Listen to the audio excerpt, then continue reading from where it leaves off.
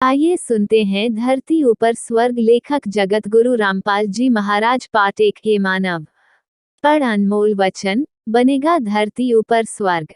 मानव स्त्री पुरुष का जन्म भाग्यवान लकी आत्माओं को मिलता है, जो पूर्व जन्मों में किए शुभ व अशुभ कर्मों यानी पापों तथा पुण्यों पर आधारित होता है, जिसे प्रारब्ध कहा जाता है। इस बात को सब मानते हैं कि कर्म से सुख और कर्म से ही डैक होता है। सुख नाम स्वर्ग का तथा डैक नाम नरक का प्रतीक है।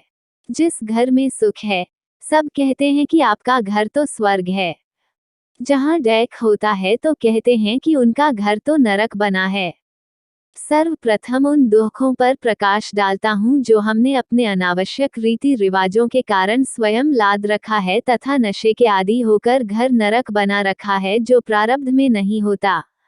हमारा संत रामपाल दास व अनुयायियों का उद्देश्य धरती को स्वर्ग बनाना है। विवाह कर्म जो डैक का कारण है। बच्चों का संस्कार परमात्मा ने बना रखा होता है, उसी संस्कारवश दो बच्चों का विवाह संयोग होता है।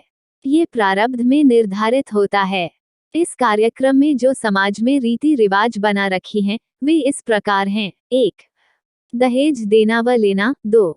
गाजे बाजे के साथ डीजे आदि को बजाकर विवाह करना। 3. शराब का तड़का नहीं लगा तो मजाकिर करा। शराब पीकर जूत बाजना पूर्व निर्धारित होता है। आपको, विशेषकर हिंदू समाज को बताना चाहता हूँ कि आप जी श्री ब्रह्मा जी, श्री विष्णु जी तथा श्री शिव जी व माता दुर्गा जी के मानने वाले हैं। क्या आपको पता है कि माता दुर्गा जी ने अपने तीनों पुत्रों का विवाह कैसे किया था? प्रमाण के साथ पढ़ो। प्रमाण, श्री देवी पुराण के स्कंद 3 अध्याय 4-5 में लिखा है कि श्री देवी जी अष्टांगी देवी यानी दुर्गा जी ने वचन से 3 लड़की उत्पन्न की। 1. श्री सावित्री जी महासरस्वती। 2. श्री लक्ष्मी जी महालक्ष्मी। 3.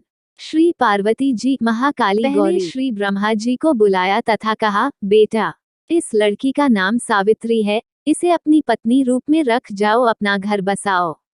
श्री ब्रह्मा जी व श्री सावित्री जी ने माता जी को प्रणाम किया और वो ब्रह्मा लोक में अपने घर चले गए। विवाह संपन्न हुआ। फिर दूसरे पुत्र श्री विष्णु जी को बुलाया और कहा, बेटा, इस लड़की का नाम लक्ष्मी है, इसे अपनी पत्नी रूप में रख जाओ, अपना घर बसाओ। दोनों माता जी को प्रणाम करके विष्णु लोक में चले गए।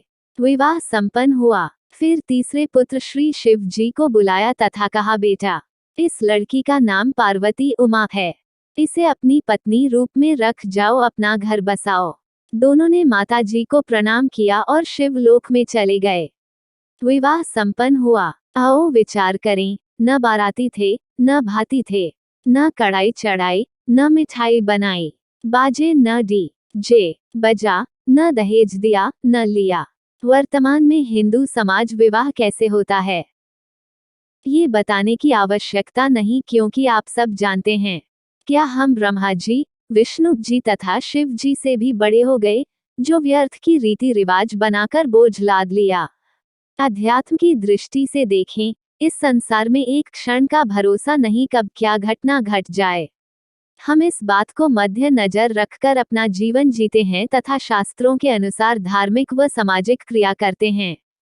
धार्मिक शास्त्र परमात्मा का बनाया संविधान कॉन्स्टिट्यूशन है। जो व्यक्ति संविधान का उल्लंघन करता है, वह दंडित होता है।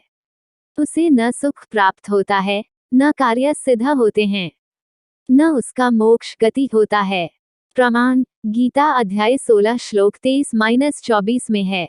श्लोक 23, हे अर्जुन, जो व्यक्ति शास्त्र विधि को त्याग कर अपनी मर्जी से मनमाना आचरण करता है, उसको न सुख की प्राप्ति होती है, न सिद्धि प्राप्त होती है, जिससे कार्य सिद्ध होते हैं, तथा न उसको मोक्ष प्राप्त होता है। श्लोक 24, इससे तेरे लिए कर्तव्य जो धार्मिक व सामाजिक कार्य करने योग्य हैं, और अकर्तव्य जो धार्मिक व सामाजिक कार्य नहीं करने योग्य हैं, की व्यवस्था में शास्त्र ही प्रमाण हैं। इसलिए तू शास्त्रों में बताए कर्म कर। अब आप देखें प्रमाण के लिए श्रीमद् भागवत गीता अध्याय 16 श्लोक 23-24 की फोटोकॉपी।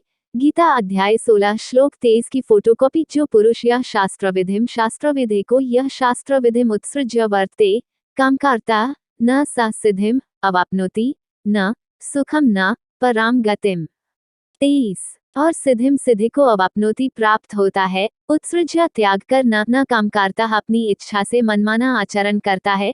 गतिम गति को और पराम परम वर्ते सह वह न सुखम सुख को ही न। गीता अध्याय 16 श्लोक 24 की फोटोकॉपी। तस्मात् शास्त्रम प्रमाणम ते कार्य व्यवस्थिता ज्ञात्वा शास्त्र विधानोक्तम कर्म कर्तुम एह अर्हसि। 24 तस्मात् ते इससे प्रमाणम प्रमाण है एवं ऐसा तेरे लिए इस ज्ञातवा जानकर तू कर्तव्य और शास्त्र विधानोक्तम शास्त्र विधि से नियत कार्य व्यवस्थिति कर्तव्य की कर्म की करने व्यवस्था में शास्त्र ही कर्तुम अर्हसि शास्त्रम योग्य है।